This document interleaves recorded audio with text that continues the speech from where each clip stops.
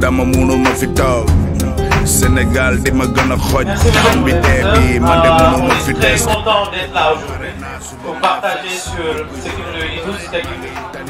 Mais vous parlez spécifiquement d'entrepreneuriat, d'accompagnement et tout ça. Parce que quand on parle d'entrepreneuriat, il y a 3 piliers essentiellement.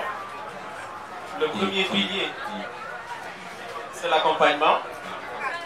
Quelle est mon idée? Qu'est-ce que je veux faire? Le deuxième pilier, une fois que j'ai aujourd'hui devant moi un document, je me suis fait accompagner. J'ai un document qui est bancable ou un document que je peux présenter en partenaire. Ce document, on l'appelle business plan ou plan d'affaires, ou document de projet. Je vais aller voir la banque pour dire à la banque, moi je veux faire ça. Il me faut maintenant du cash, il me faut de l'investissement ou il me faut un tel montant pour le financement.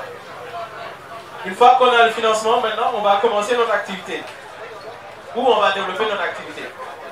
Mais quand je commence mon activité, je dois mettre en place un système comptable de gestion, je dois avoir la gestion de la petite activité. Comment je vais le faire? Par quelle manière? Tout ça, c'est des procédés. Donc c'est pourquoi on dit l'accompagnement est tout. L'accompagnement, c'est pas juste d'avoir une idée, c'est pas juste d'avoir une idée, il faut avoir une idée, mais il faut savoir comment ça va marcher. Alors, moi j'aimerais d'abord poser le débat en ces termes, parce que souvent quand on parle d'entrepreneuriat, plein de jeunes se retrouvent avec plein d'idées. Et déjà, par rapport à l'élaboration des projets, on a un petit peu de faire projet. Tu vas dire que nous avons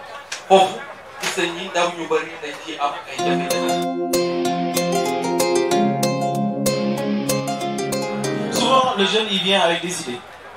Je veux faire ça, je veux faire ça, je veux faire ça. Mais très souvent, là où il y a des problèmes, c'est le comment le faire. Lui-même, il a des idées, mais les idées ne sont pas claires. Il veut aujourd'hui dire, je veux ouvrir un restaurant. Mais le restaurant, tu vas l'ouvrir où? La première question. À qui tu vas vendre? Quels sont les plats que tu vas faire? Pour faire ce restaurant à Saint-Louis, qu'est-ce qu'il te faut? Les coûts. Pour aujourd'hui vendre, quelle est la capacité? Au démarrage, tu vas faire combien de plats? Quelles sont les sortes de plats que tu vas faire? Comment tu vas commercialiser? Etc. Pour faire tout ça, qu'est-ce qu'il te faut aujourd'hui en investissement? Qu'est-ce que tu vas acheter comme matériel? Pour faire fonctionner le restaurant, chaque mois, tu payes combien en électricité? Tu payes combien en eau? Tu payes combien le chef cuisinier? Tu vas payer combien les serveuses, etc. etc. Avoir une idée, ce n'est pas extraordinaire. Tout le monde peut avoir de belles idées.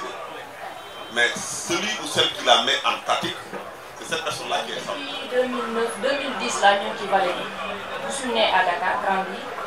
Dakar, là, j'ai aussi. Mais quand je suis ma formation, j'ai déposé fonction publique.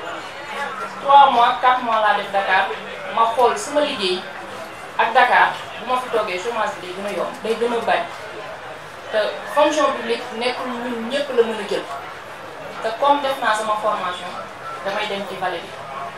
Parce que ci Vallée bi laa mën a ñu commencé di def parcours bi ñu demee ba dernière formation collective yi pour vous dire entre parenthèses boobu maa ngi accouché ba am 15 jours un bébé de 15 jours même pas 2 semaines dama andi sama bébé ci biir classe bi kee doy na ma témoignage te ko à côté def sama formation wàcc def ma wàcc jaay pour gëm ni rek xam ni man lii may def dama ciy réussir. Entre le client et ce qu'on fait, il faut créer un service qui fait que la demande sera toujours régulière. Mais souvent, ce que je dis souvent, il faut observer. Quand je observe notre environnement, c'est pour aujourd'hui, quels sont les problèmes auxquels les gens sont confrontés. Et moi, comment est-ce que je peux trouver une solution qui peut contribuer à régler certains problèmes. Lan moy besoin ñu dëkk Ndar lan lañ soxla lu fi amul lu ma mën a indi lan loo xam ne am na fi comme produit ñu ngi koy jaay mais ñu ngi koy jaayee peut-être des na ma améliorer ko indi ci innovation ginaar bi ñu ngi koy rey di ko jaay noonu man mën naa indi emballage jaay plus restaurant bi kii dafay dem toog di xaar lu yàgg parfois day ñëw toog kenn du ko faale man ma créé restaurant rapide ak service noonu la idée de projet di jógee damay wax chaque matin bu ngeen yeewoo di dem école wala ngeen di liggéey wala ngeen di dem université romb ngeen ñetti idée de projet yoo xam ne mën ngeen ko développer mais ci kaw ngeen mën a observer seen environnement.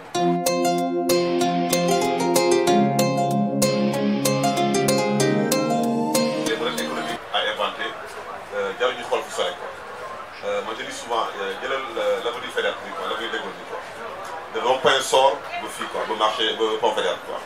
Il doit y avoir des modèles économiques de qui tu peux t'inspirer. Voilà les grands commerçants. Funjaï. Ils commencent par quoi? Par une petite ou deux affaires de Nidjaï. Du word cogné. Sous le soleil, dans l'espoir que les gars ça au moins 1 fois par jour. Parfois ils ne battent rien. Des années et des années, ils ont ligué des dames. Comme nous, comme. Tôt ou tard, ils viennent avec les millionnaires de nos quartiers. Quoi. Et pourtant, vous nous voyez un peu, on sait que c'est des modèles à apprendre. En fait. Voilà le politique il y a 10 ans, il y a 15 ans, c'est pas eux qui l'avaient. Ils commençaient à ambulants.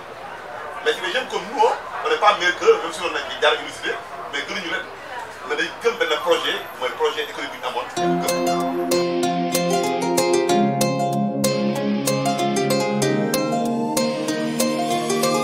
Les banques sont là pour vous appuyer, pour vous accompagner. Donc, Baobab en fait partie, donc à Saint-Louis. Disponibilité Mingifi, donc on a travaillé avec pas mal de candidats sur le projet PPI, à savoir Alimatou et d'autres.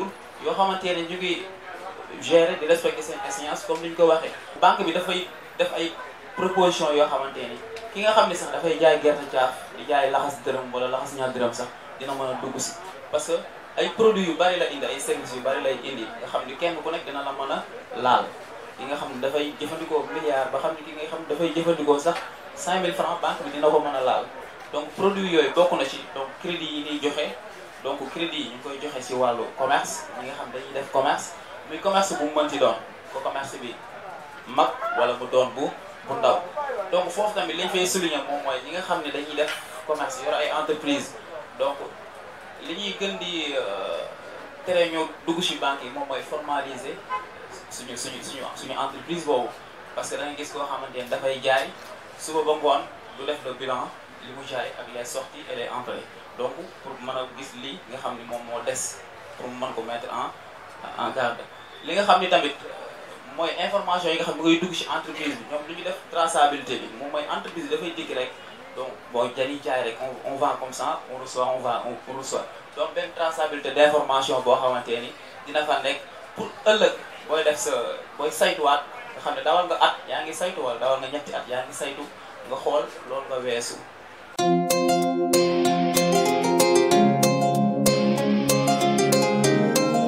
À l'endroit des entrepreneurs, on a un parcours, on est sur un projet de 3 ans, on est sur la 2e année, il reste encore 1 année, tout au plus. Vous avez la possibilité, si vous êtes dans la région de Saint-Louis jusqu'à Matam, là, Rosbejo, Richard Toll, Podor, on a des entrepreneurs juste ce que moi j'appelle la boucle du J. Des gens de Boundom Est, de Wassoul, de Ronk, qui peuvent candidater. Et on a un dispositif en ligne, oserenprendre.org. Vous allez sur internet, vous avez la possibilité de télécharger le dossier, de le remplir, de candidater et d'être convoqué en entretien pour être sélectionné. Si vous êtes sélectionné, vous bénéficiez gratuitement. Le projet vous accompagne gratuitement, sans sous délier. Ça veut dire que vous ne payez rien du tout. On vous accompagne, on vous forme, on monte le business plan revu par des experts qui valident et on vous envoie vers le financement. Tukki wala tekki fii tukki wala tekki fii tukki wala tekki fii